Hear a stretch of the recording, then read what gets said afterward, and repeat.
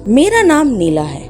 मैं मेरे रवि पति के साथ एक बड़े शहर में रहती हूँ। मेरे पति अच्छी नौकरी करते हैं। नौकरी करते अभी उन्हें 2 साल हुए हैं। हमारी शादी को अभी 1 साल हुआ है। शादी के बाद मैं उनके साथ यहीं रहने आ गई। उन्होंने एक अच्छी सोसाइटी में एक किराए का मकान लिया है। पास में कई बड़े घर हैं। यहाँ रहना एक अलग सी बात लग रही है, क्योंकि शादी को अब 1 साल हो गया था। तो मैंने भी सोचा कि मैं जॉब वापस करती हूँ। हालांकि रवि इसके लिए मना करते थे, कहते थे कि वो अच्छा कमाते हैं, क्या जरूरत है। लेकिन फिर भी मैंने जॉब ज्वाइन कर लिया। जॉब के साथ घर का काम करने में थोड़ी परेशानी हो रही थी, इसलिए मैंने सोचा कि घर में काम करने के लिए एक नौकरानी रख लेती हूँ। लेकिन बड़े शहरों में अच्छा काम करने वाले का मिलना ज्यादा मुश्किल होता है। इतनी जल्दी किसी पर विश्वास किया भी नहीं जा सकता। हमारे सोसाइटी में कई घरों में काम करने वाली आती थी। सोसाइटी में मैंने तलाश की। आसपास के घर में काम करने वाली से मैंने बात की, लेकिन कोई भी अब और ज्यादा काम लेना नहीं चाहती थी। इसलिए सभी ने मुझे मना कर दिया। मैंने यह बात रवि को बताई और उन्हें ही कोई काम करने वाली को ढूंढने को कहा। रवि ने कहा कि वो कुछ करते हैं। कुछ दिन के बाद उन्होंने घर पर एक काम करने वाली को रख लिया। रवि उन्हें पहले से जानते थे। शादी के पहले रवि वहां से अपने लिए खाना मंगवाते थे। उनका नाम राखी था। वो 48 साल की होंगी। मुझे तो जैसे कि सुकून मिल गया हो। अब मैं अपनी जॉब आराम से कर सकती थी। सुबह और शाम को खाना बनाने का कोई झंझट नहीं था। घर में कोई काम करने वाला जो आ गया था, वो बड़ा अच्छा खाना बनाती थी। रवि तो पहले भी उनका बना खाना खाते थे।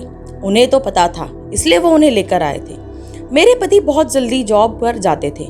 मैं उनके बाद जाती थी और उनके पहले ही आ जाती थी। मेरे आने तक राखी काम करने आ जाती थी, इसलिए घर की चाबी उनके पास भी रहती थी।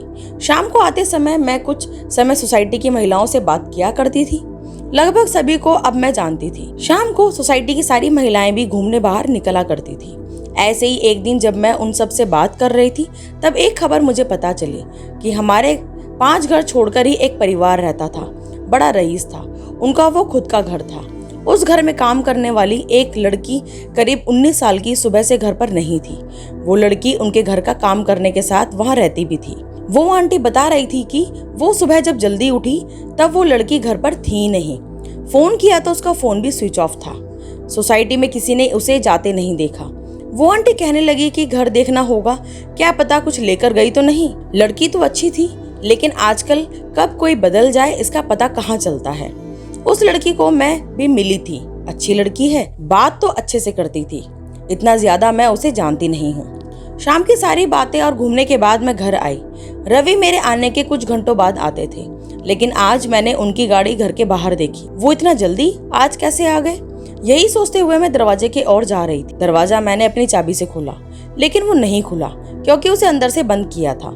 मैंने डोरबेल बजाई, लेकिन कुछ देर खड़ी रहने के बाद भी दरवाजा नहीं खुला। थोड़ी देर बाद वो आए और उन्होंने दरवाजा खोला। रवि ने कहा कि तुम आ गई। उनके चेहरे पर एक अजीब सा डर था। मैंने पूछा, क्या हुआ? इतने डरे क्यों लग रहे हो? वो बोले, कुछ नहीं, मैं नहा रहा था। दरवाजा मैंने अंदर से बंद कर दिया। आवाज सुनाई नहीं दी। उनकी बात सुनकर मैं अपने बेडरूम में चली गई। सुबह से घर से बाहर थी तो मुझे थकान हो रही थी।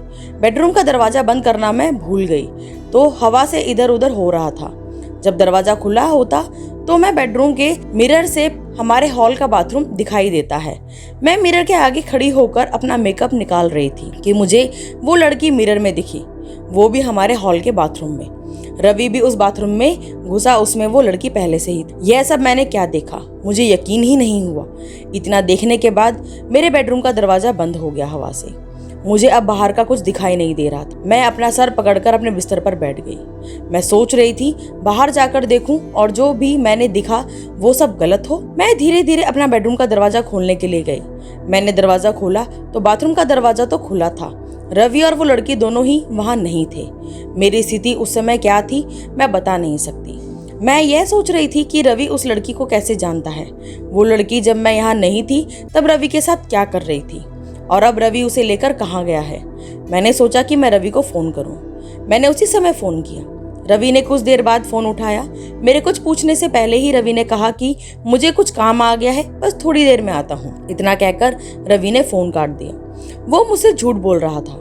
आखिर ऐसा क्या कर रहा था जो उसे झूठ बोलना पड़ा? मैं अपने आंसू रोक रही थी। अपने दिल को समझा रही थी कि रवि से बैठकर एक बार बात कर लें। अभी से कुछ भी मत सोच, शायद कुछ और बात हो। लेकिन फिर यही ख्याल आता कि आईने में मैंने उसे देखा। थोड़ी देर बाद हमारी काम वाली राखी भी आ गई। उसने मुझे इस तरह चिंता में देखा तो पूछा कि मैडम क्या हुआ। मैंने उसे कुछ नहीं कहा और अपने कमरे में चली गई। रवि करीब 2 घंटे बाद घर आए। उनकी शक्ल देखने पर मुझे गुस्सा आ रहा था। मैंने पूछा कि कहाँ गए थे। वो बोले ऐसे ही कुछ काम आ गया था। वो फिर मुझसे झूठ बोल रहा था। मुझे बहुत गुस्सा आ रहा था, लेकिन मैंने अपने गुस्से पर काबू किया क्योंकि घर में राखी थी। मैं नहीं चाहती थी कि यह बात बाहर जाए। मैंने सोचा कि रात में इस बारे में रवि से बात करूंगी। हम लोग दोनों खाने के लिए टेबल पर बैठे थे। राखी खाना लगा रही थी। खाने लगाने के बाद राखी बोली कि साहब बहुत अच्छा काम किया आज आपने। रवि बोले कि थोड़ा और लेट होते तो बस छूट जाती, इसलिए मैं आते ही चला गया। मैंने पूछा क्या बात हो रही है। राखी बोली कि मैडम वो लड़की थी यहाँ पड़ोस में, उनके यहाँ काम करती थी और रहती थी। राखी ने फिर कुछ ऐसा बताया जो मैंने सोचा भी नहीं था। राखी ने कहा कि वो छोटे गांव की है। घर की हालत ठीक न होने के कारण उसे यहाँ काम करना पड़ रहा था। लड़की अपने घर जाना चाहती थी, लेकिन उस घर की मालकिन उसे जाने नहीं दे रही थी। उसे पैसे भी नहीं दे रही थी।